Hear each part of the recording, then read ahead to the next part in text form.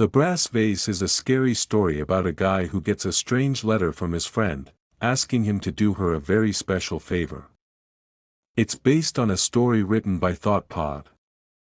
A few days ago, I received a very strange letter from my best friend, Julia. Jason, I need you to do something for me tonight. It's very, very important that you do it exactly as I ask. You're probably going to think that this is all crazy, but please just humor me. Maybe we can laugh about all this. If I ever come back. Do you remember the brass vase that I found half buried in the forest? The one with the odd markings engraved on it? I need you to go to my apartment and get it. First, I need you to get a black marker and draw 2 eyes on the palms of your hands. Make sure the pupils are in the middle of each palm. Then I need you to go to my apartment. Bring a bag and a candle with you. When you get to the apartment, it will be dark. Don't turn the lights on. Use the candle to light your way. When you enter my bedroom, you may hear the sound of whispering. You won't know where it's coming from. Don't let it freak you out. Just ignore it. Don't let it convince you of anything. Just remember, everything it says is a lie. You'll find the brass vase sitting on the dresser. Make sure you pick it up with both hands at once. Make sure the eyes on both your palms are touching the brass. If you feel something touching you, just ignore it. None of it can hurt you. Tip the brass vase over, until all the blood has drained out. Make sure you drain it until there is not even 1 drop left in it. Whatever you do, don't look inside it. For God's sake, don't put your fingers inside it. Just drop it into the bag and leave. Take it away and get rid of it. Put it somewhere no one will ever find it. I'm sorry I have to ask you to do this, Jason, but you're the only person I can trust. If I'd known then what I know now, none of this would ever have happened. If everything goes well, I'll see you soon. All my love, Julia. It was signed in her usual flourish. I didn't know quite what to make of it. Was she joking? Was it some sort of prank? I decided to call her and find out. Her phone rang a dozen times, but there was no answer. Then her answering machine kicked in. Julia here, the recorded voice said. Please leave a message. Hi Julia, I said after the beep. I know it's late, but could you give me a call? That letter you sent kind of creeped me out and I just wanted to check that you were okay. I heard a faint, muffled, help me. I froze and almost dropped my cell phone. Julia. I yelled. Is that you? What's wrong? Help me, she said again, her voice barely above a whisper. The buzzing on the line had grown louder. Frightened, I'm frightened, I'm frightened, I'm frightened, I'm frightened, The buzzing was drowning out her voice completely. Julia, I yelled. What happened? The line went dead and I stared at my phone, her words echoing in my head. I tried to call her back, but the line was busy. I found a candle and a bag, grabbed my car keys and left the house. I kept trying to call her all the way over to her apartment, but there was no answer. I parked outside and when I got to the door of her apartment, I put the key in the lock and opened it. Inside, it was as dark could be.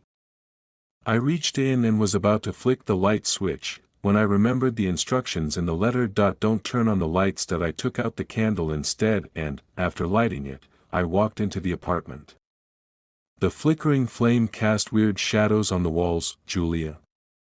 I whispered. There was a musty smell in the air. Something felt wrong and the closer I came to Julia's bedroom, the more wrong it felt. I put my hand on the knob and opened the door. That's when the whispering started. It was faint and it sounded like many voices, all whispering in unison. I couldn't make out what they were saying. Lights turn on, the lights turn on, the lights turn on. It was very dark. Lights turn on, the lights turn on, the lights turn on. I had to resist the urge to turn on the lights. Lights turn on, the lights turn on, the lights turn on. It was very hard to resist. The brass vase was sitting on the dresser, just as Julia said it would be.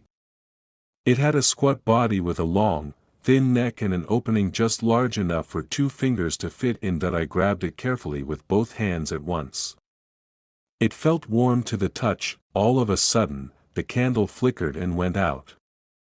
I was plunged into darkness. It was pitch black. The whispering grew louder and louder. That was when I remembered the instructions Julia had given me in her letter. The eyes on the palms of my hands. I had forgotten to draw them. There's nothing I can do about it now. I thought that I tilted the vase and in the darkness, I could hear the spilling out on the floor. The room filled with the stench of copper that I don't know how long I stood there. Perhaps a minute. Maybe even an hour. I listened to the drip, drip, drip, and when it stopped, so did the whispering that it was deathly quiet. All of a sudden, I realized how frightened I was. A wave of maddening fear washed over me and I just wanted to be sick.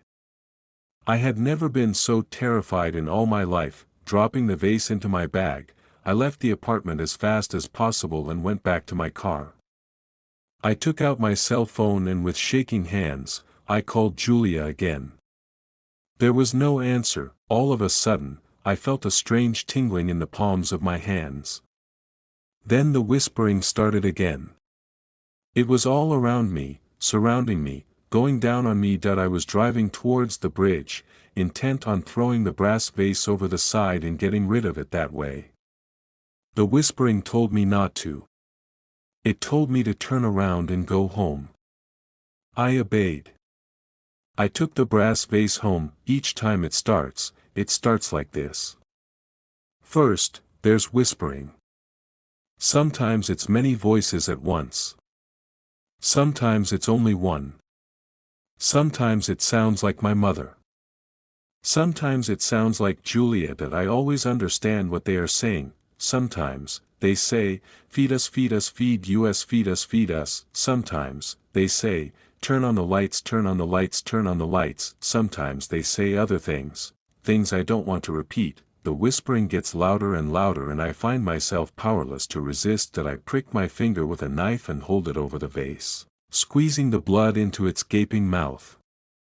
This is how it feeds. That I'm a prisoner of the brass vase now. Day and night, I keep it filled to the brim. I'm weaker than I've ever been in my life, but I can't let it get hungry. It doesn't like it when it's hungry. Maybe I'm just going mad. Maybe my mind has snapped. But that means I'm not insane, doesn't it? I mean, only a lunatic would consider himself sane.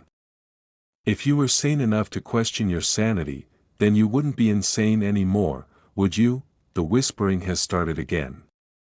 The vase is almost full now. Maybe this time the blood will satisfy it. Maybe this time it won't demand any more. That I made one fatal mistake. I forgot to draw the eyes on the palms of my hands. Julia, if you read this, I need to tell you something. I'm glad you're free now. I'm sorry I failed to follow your instructions. If I ever manage to escape, I'll find you, wherever you are, and maybe we can have a big laugh about how crazy all of this is.